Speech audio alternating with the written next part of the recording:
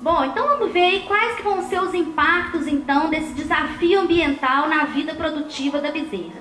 Então tá aí a nossa bezerrinha e tá o ambiente dela aí cheio dos micro-organismos que a gente chama de patógenos, né? Esses patógenos vão entrar em contato com o organismo da bezerra por via oral ou por via nasal, né? Primeira coisa que a gente tem, e aqui vão prestar bastante atenção, não estou falando ainda de doença, estou falando do simples contato desses patógenos com o micro-organismo, com o organismo da bezerra, tá? O patógeno está lá no ambiente e a bezerra teve contato com ele. Só isso, não ficou doente ainda não. Só disso acontecer, a gente já tem uma redução no crescimento dessa bezerra. Por que que a gente tem essa redução? Porque o sistema imune dessa bezerra vai ficar em alerta, vai estar ativado, né? Os soldadinhos de defesa vão estar todos alertas, pensando assim, está acontecendo alguma coisa aqui, pode acontecer uma guerra e eu preciso defender esse organismo dessa bezerra, tá? Com isso, só para montar essa defesa, o organismo tem um aumento das exigências de mantença em torno de 20 a 40%. Então, daquele tanto de leite lá que a bezerra está tomando por dia, 20 a 40% que deveriam estar indo para o crescimento dela, estão indo para manter o organismo em alerta, para defender esse organismo. Esse processo a gente chama de ativação do sistema imune, tá? Além disso, a gente tem uma redução do apetite do animal. Então, olha que beleza. Além daquilo que ele está comendo, uma parte grande, 20 a 40%, está indo para defender o organismo, a gente ainda tem uma diminuição do apetite do animal, tá? Bom, então aquela bezerrinha que estava na frente mudou até de cor, né? Perdeu peso e ficou até preta. Tanto desafio ao qual ela estava sendo submetida. Bom, o que vai acontecer então no organismo dessa bezerra em função dessa ativação do sistema imune? Primeira coisa, efeito depressivo sobre a ingestão de alimentos. O animal diminui o apetite e começa a comer menos. Com isso vai faltar o quê? Energia.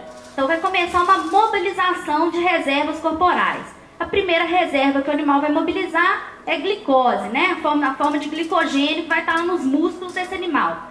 Só que o animal desse, a gente olhar, a gente vai ver que ele tem muito pouco músculo, né? Então rapidinho esse estoque aí de glicose acaba. Aí o animal começa a utilizar gordura, na sequência ele vai começar a quebrar as proteínas musculares, é o que a gente chama de caquexia. O animal começa a usar a própria estrutura do corpo dele para produzir energia. Esses precursores energéticos aí, eles vão todos ao fígado do bezerro, né?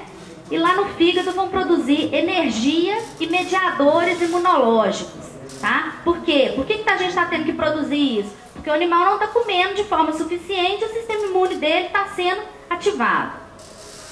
Além de tudo, a gente ainda tem uma redução na síntese de hormônio do crescimento e um aumento na síntese de glicocorticoides, que são hormônios relacionados ao estresse, indicando que esse animal está submetido a um estresse.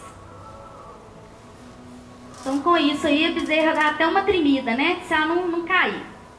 Bom, então o que a gente tem que fazer em relação a esse manejo ambiental para minimizar o desafio ambiental que a bezerra é submetida nessa fase inicial? Essa aqui é uma recomendação da professora Sheila, da Universidade de Wisconsin, que ela fala que a gente tem que separar o bezerro da mãe assim que ele se levanta.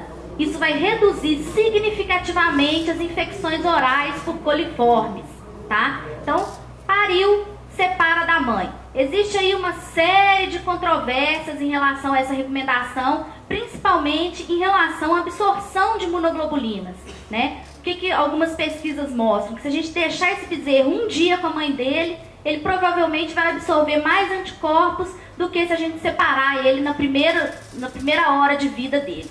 Entretanto, se a gente fizer um manejo de colostragem adequado, como a gente mostrou ali, essa recomendação de separar o bezerro vai impedir aí que ele tenha uma ativação grande desse sistema imune, das defesas imunológicas dele, logo nessa fase inicial, tá? Bom, aqui são alguns exemplos, eu sei que não está muito boa aí a projeção da imagem, está um pouco difícil de enxergar, né? Mas alguns exemplos que a gente considera aí de ambientes adequados para o bezerro na fase inicial. né? Aí é uma fazenda em São Gotardo, né? Um sistema bem interessante aí de criação de bezerros. Não sei se vocês estão conseguindo ver, mas aqui tem cada baia das bezerras tem uma porta, e cada porta dessa vai se abrir para um lado. Então uma bezerra não tem contato com a outra. Uma porta abre para uma extremidade da estrutura e a outra abre para outra, tá? Olhando por dentro, né? Um ambiente bem sequinho, a gente tem um piso ripado aí, onde as fezes e a urina vão cair. E embaixo tem uma passagem de água, que a gente chama de flushing, né? Para carrear essas fezes e essa urina. Ali a gente vê também uma outra coisa importante, né? O sol da manhã batendo ali dentro vai manter esse ambiente seco e diminuir a contaminação bacteriana também desse ambiente. Aqui um outro sistema, na verdade é só para ilustrar e mostrar, né, que independente do sistema que a gente utilize, a gente tem que ter isso aí, né? As bezerras confortáveis, limpas, né? A gente vê que esse animal está em conforto, está tranquilo, né? Está num ambiente limpo, seco e confortável. Aqui, talvez o sistema mais comum que a gente tem no Brasil, né, principalmente nessa região nossa, que são as casinhas tropicais, né? Qual que é a recomendação principal em relação a essas casinhas? A gente precisa mudar elas periodicamente de lugar em função do acúmulo de matéria orgânica. Como o bezerro está preso ali, ele vai acumular fezes e urina naquele ambiente, então periodicamente, de acordo com esse acúmulo, a gente vai mudando a casinha de lugar. E aqui um sistema que particularmente eu gosto muito, né? Talvez o Maurício vai falar aí um pouco dele na palestra dele, que é o sistema argentino, né?